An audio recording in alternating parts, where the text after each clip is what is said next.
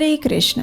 हमारे वैदिक शास्त्रों के अनुसार जब कोई जीवात्मा 84 लाख विभिन्न योनियों में से निकलकर आता है तब जाकर उसे मनुष्य योनि प्राप्त होती है। और इसीलिए कहते हैं कि मनुष्य का जन्म अत्यंत सौभाग्यशाली जीवों को ही प्राप्त होता है। मनुष्य योनि एक ऐसा सुअवसर है जिसका योग्य रूप से उपयोग किया जाए तो जीवात्मा इस जन्म और मृत्यु के चक्र से हमेशा हमेशा के लिए मुक्त हो सकता है। और प्रत्येक मास में 2 बार आने वाली एकादशी तिथि मनुष्य को ऐसा ही सुवर्ण अवसर प्रदान करती है, क्योंकि हमारे सभी शास्त्र और पुराण एक स्वर में इसी बात का समर्थन करते हैं कि जो मनुष्य अपने जीवन काल में कुछ भी ना करे लेकिन अगर श्रद्धा, समर्पण और नियमों का पालन करते हुए एकादशी व्रत का पालन भी कर ले तब पर भी उसे सभी व्रत और उपवास का फल मिल जाता है और वो परम उच्च पद आध्यात्मिक जगत को प्राप्त कर सकता है। मत्स्य पुराण और भविष्य पुराण में कहा गया है, अत्र वतस्य नित्य त्वाद्वर्ष्यं तत्समाचरेत् सर्व पापापहं सर्वार्थ अदम श्री कृष्ण तोषणम। अर्थात एकादशी एवं द्वादशी तिथि में व्रत की नित्यता हेतु वो अवश्य पालन करने योग्य है। उसका अनुष्ठान करने से सभी पाप ध्वंस, सर्वार्थ प्राप्ति एवं श्री कृष्ण की प्रीति प्राप्त होती है, यानी श्री कृष्ण प्रसन्न होते हैं। एकादशी तिथि इतनी अधिक महत्वपूर्ण और मंगलमय है कि कोई मनुष्य अनजाने में भी उसका अगर पालन कर ले तो भी उसके पूर्व जन्म के करोड़ों पाप नष्ट हो जाते हैं। और ऐसी ही पुण्य प्रदायिनी एकादशी है आषाढ़ मास के कृष्ण पक्ष में आने वाली योगिनी एकादशी। तो चलिए आज देखते हैं आखिर ये एकादशी कब आ रही है और इसका महत्व क्या है। आषाढ़ मास के कृष्ण पक्ष में जो एकादशी आती है उसका नाम है योगिनी एकादशी। ये वही दिन है जिसका श्रद्धा और निष्ठा पूर्वक पालन करने से व्यक्ति इस अनंत सागर जैसे विशाल भव सागर को सरलता से पार कर सकता है। भगवान श्री कृष्ण कहते हैं कि ये एकादशी तिथि अत्यंत शक्तिशाली और मंगलकारी है। 88,000 ब्राह्मणों को भोजन कराने से जो पुण्य फल प्राप्त होता है वही फल इस योगिनी एकादशी का पालन करने से मिलता है। और इतना ही नहीं, योगिनी एकादशी व्यक्ति के मेरु समान पापों के पहाड़ को भी नष्ट करने की क्षमता रखती है।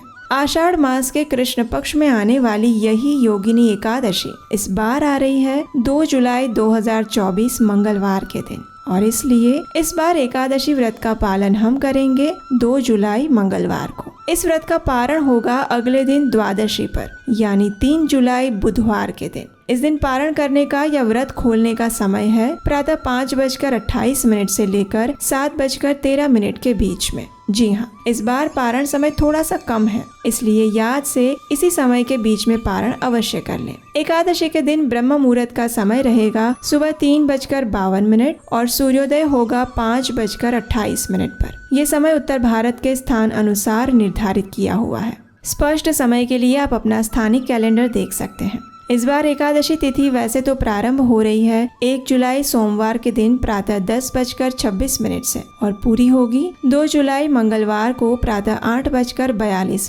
पर। लेकिन क्योंकि ये एकादशी दशमी के दिन सूर्योदय के बाद प्रारंभ हो रही है, इसलिए पालन करने योग्य एकादशी तिथि 2 जुलाई मंगलवार को ही रहेगी। इसलिए इस बार की एकादशी के विषय में भी कोई संशय मत रखिएगा। सूर्योदय के समय में उपस्थित एकादशी 2 जुलाई को ही है, इसलिए उसका पालन भी हम 2 जुलाई मंगलवार के दिन ही करेंगे। आइए अब देखते हैं इस योगिनी एकादशी का पालन कैसे किया जाए। जो भी व्यक्ति योगिनी एकादशी का पूर्ण श्रद्धा और नियम पूर्वक पालन करना चाहता हो उसे दशमी के दिन से ही इस व्रत को आरंभ करना चाहिए। इसके लिए दशमी के दिन संध्या के बाद भारी अन्न भोजन ना ले, दिन में ले सकते हैं। प्रयास करें कि दशमी के दिन संध्या से पहले हल्का फुल्का भोजन ले और रात्रि में जल्दी सो जाए। अगले दिन एकादशी पर प्रातः ब्रह्म मुहूर्त में उठ जाएं, स्नान इत्यादि से स्वच्छ हो जाएं। और स्नान करने के लिए अगर आपके पास गंगा जल है तो उसकी कुछ बूंदें आप स्नान के पानी में डाल सकते हैं। इससे आपका पवित्र नदी स्नान हो जाएगा।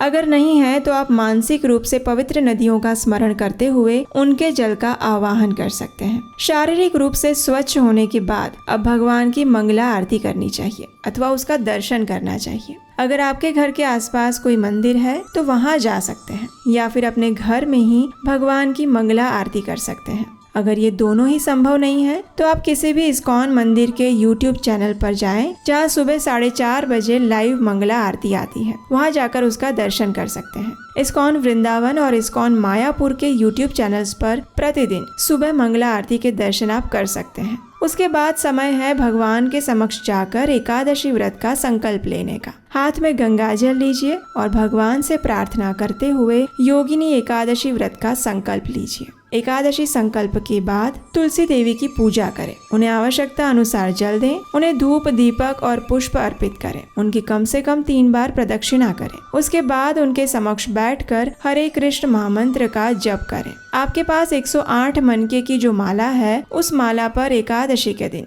कम से कम 16 या 25 माला का जप करना चाहिए। एकादशी पर हम किसी भी प्रकार का अन्न, चावल, दाल और कुछ सब्जियां नहीं खाते हैं। यदि आवश्यकता पड़े तो जल, दूध, फल, एकादशी प्रसाद इत्यादि ले सकते हैं। संपूर्ण दिन में अधिक से अधिक मात्रा में हरे कृष्ण महामंत्र यानी हरे कृष्ण कृष्ण कृष्ण हरे हरे, हरे राम राम राम हरे हरे, इस महामंत्र का जप करना चाहिए। प्रमाणभूत वक्ता से हरि कथा का श्रवण करना चाहिए और भगवत गीता तथा श्रीमद् भागवतम का अध्ययन करना चाहिए। एकादशी के दिन इस बात का विशेष ध्यान रखना चाहिए कि हम अनावश्यक बातें और कार्यों में समय ना गवाएं। अगर संभव है तो चाय, कॉफी, टीवी, मोबाइल, इन सभी चीजों से थोड़ा सा दूर रहिए। किसी की निंदा ना करें, आवश्यकता से अधिक सोए ना, झूठ ना बोले, अभद्र वाणी और शब्दों का प्रयोग ना करें और ब्रह्मचर्य का पालन करें। जितना संभव हो सके उतनी शरीर और मन की तपस्या करें। अगले दिन द्वादशी पर विधि पूर्वक इस एकादशी व्रत का पारण करना चाहिए।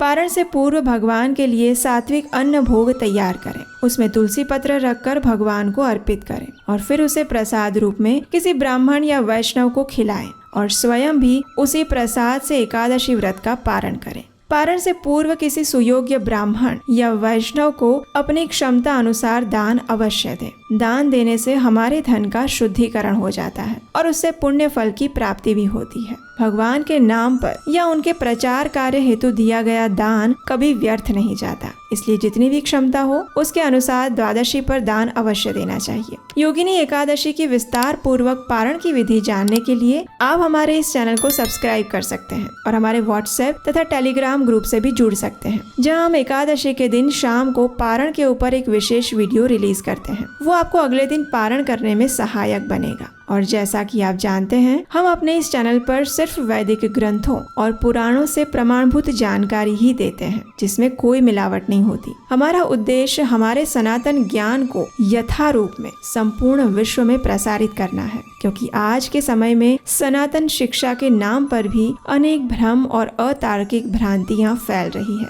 अगर आप हमारे इस अभियान की सराहना करते हैं तो इस कार्य को आगे बढ़ाने में आप हमारी सहायता भी कर सकते हैं। स्क्रीन पर दिए गए नंबर पर अपना आर्थिक योगदान भेजकर आपके सहयोग से हमें आने वाली वीडियोस को बनाने में सहायता मिलेगी और ये वैदिक प्रमाणभूत ज्ञान और अधिक से अधिक लोगों तक पहुंच पाएगा। तो चलिए इस आने वाली योगिनी एकादशी के अवसर पर परम योगेश्वर भगवान श्री कृष्ण से प्रार्थना करते हैं कि वे हमें उनके भक्ति योग में स्थिर होने का आशीर्वाद प्रदान करें, जिससे कि हम इस मनुष्य जीवन को सार्थक बना पाए। हरे कृष्ण।